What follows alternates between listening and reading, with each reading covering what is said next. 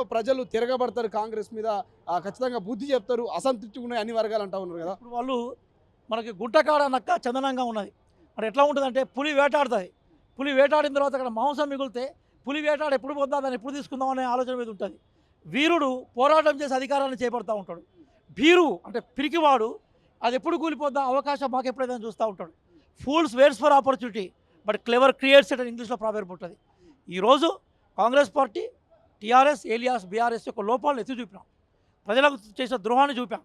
వాళ్ళు మాయల మాటలు చెప్పి 10 సంవత్సరాలు ఎట్లా ప్రజల్ని బురుడి కొట్టించాలో చెప్పి వాళ్ళ సశక్తి మీద రాజ్యాన్ని మేము రాష్ట్ర ప్రభుత్వాన్ని ఏర్పాటు చేశాం.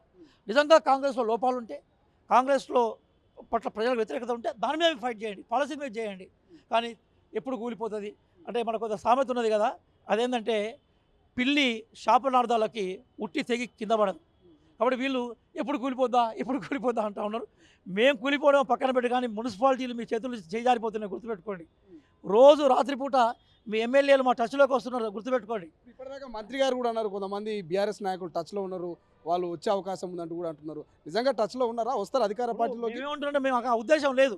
మాకున్న 65 మంది చాలా కమిటెడ్ కాంగ్రెస్ పార్టీ సోల్జర్స్. వాళ్ళు యుద్ధంలో ముందుండి పోరాడిన వాళ్ళు, బీఆర్ఎస్ని ఓడించి యుద్ధ విజయాలు సాధించిన వీర నాయకులు వాళ్ళు. కాబట్టి మా ఎమ్మెల్యేలు ఒక ధీరోదత్తమైన యోధులు, తెలంగాణలో కాంగ్రెస్ పార్టీ అధికారం తీసుకొచ్చిన వాళ్ళు. కాబట్టి వాళ్ళని సైకలాజికల్గా ఇబ్బంది పెట్టడం కోసమో, లేదా ఊడిపోతున్న మున్సిపాలిటీలని, కోల్పోతున్న కాడర్ని, ప్రశ్నిస్తున్న ప్రశ్నల వర్షాన్ని ఆపడం కోసమో వాళ్ళు మాట్లాడుతున్నారు. దాన్ని మేము చమత్కారాలు తీసుకుంటున్నాం, దాన్ని మేము సీరియస్ తీసుకోవట్లేదు. రేవంత్ రెడ్డి గారి ఇంగ్లీష్ను, అటు కేటీఆర్ గారి ఇంగ్లీష్ను కంపేర్ చేస్తూ సోషల్ మీడియాలో కొంత వీడియోస్ బయటకు వస్తున్నాయి, ఎట్లా చూసుకోవచ్చు? నాకు తెలిసినంత మేరకి అంటే ఒక యూనివర్సిటీ స్థాయిలో గతంలో అధ్యాపకుడు పనిచేస్తాను, ఇప్పటికి కూడా పాఠాలు చెప్తుంటాను. రేవంత్ రెడ్డి గారు ఒక మంచి లర్నర్, ఒక అద్భుతమైన గ్రాస్పింగ్ శక్తి ఆయనకున్నది. మీరే చూడండి, రేవంత్ రెడ్డి గారు మొట్టమొదటిసారిగా పార్లమెంట్కి పోయినప్పుడు వారు హిందీ చూడండి. రీసెంట్గా రేవంత్ రెడ్డి గారు హిందీ చూడండి, ఎంత అద్భుతమైన పరిణితి సాధించింది. 100 రెట్లు పెరిగింది. రేవంత్ రెడ్డి గారు హిందీలో మాట్లాడుతుంటే చివరి ఆయన రిజైన్ చేయడానికి ముందు పార్లమెంట్లో అద్భుతమైన హిందీని ప్రజెంట్ చేశాడు.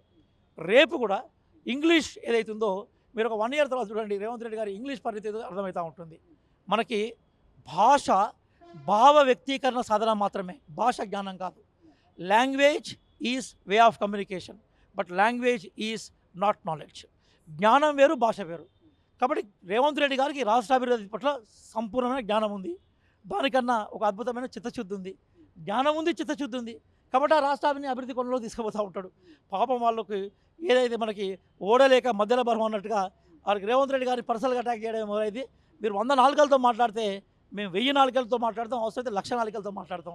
మీరు రేవంత్ రెడ్డి గారి ఫలితం ఏంటి? ప్రాగ్మాటిస్టిక్ ప్రిన్సిపల్ ఒకటి ఉంటుంది, don't bother whether the cat is black or white.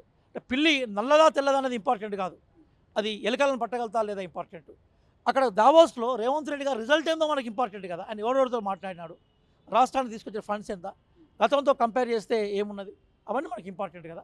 కాబట్టి ఫలితం దిశగానే దావోస్ పట్టిన విజయవంతమైందిగా మేము భావిస్తా ఉన్నాం. ఏం చెప్తారు? టీఎస్పీఎస్సీ కొత్త ఆ చైర్మన్ ఇతడే అంటూ కూడా కొన్ని ఊహాగానాలు వస్తున్నాయి. సో ఎవరుండే అవకాశం ఉంటుంది? సో ఆ రేసులో మిమ్మల్ని ఏమైనా చూడొచ్చా?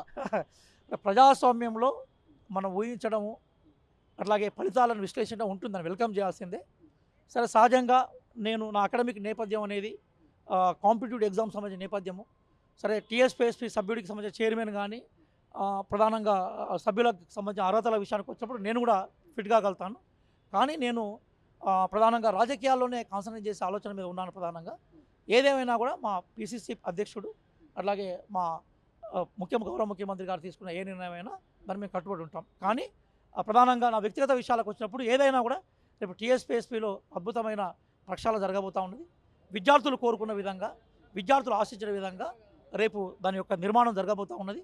కాబట్టి బహుశా నేను అనుకుంటాను కదా, వితిన్ ఒక 30-40 డేస్లో టీఎస్పీఎస్పీ ఒక గొప్ప ఉద్యోగ అవకాశాలని విద్యార్థులకు ఇవ్వబోతా ఉంది. మనం వేచి చూద్దాం దాన్ని. Thank you. సో ఇది మొత్తం మీద డాక్టర్ రియాజ్ గారు అయితే స్పష్టం చేశారు. ఇక రాజకీయాల్లో కొనసాగాలనుకుంటున్నాను, టీఎస్పీఎస్సీ కొత్త చైర్మన్ త్వరలోనే ఉండబోతుంది, దానికి సంబంధించినటువంటి అన్ని రకాల ప్రక్షాళన కూడా జరగబోతుంది. విద్యార్థులకు అనుకున్నటువంటి రీతిలో ఉద్యోగాలు ఇవ్వబోతున్నటువంటి ఒక ధీమా అయితే వ్యక్తం చేస్తున్నారు. సో చూద్దాం ఏం జరగబోతుంది, టీఎస్పీఎస్సీ కొత్త చైర్మన్ ఎవరిని చూడబోతున్నాం అనేది. కెమెరా పర్సన్ అజయ్తో శ్రీశైలం, తొలి వెలుగు, హైదరాబాద్.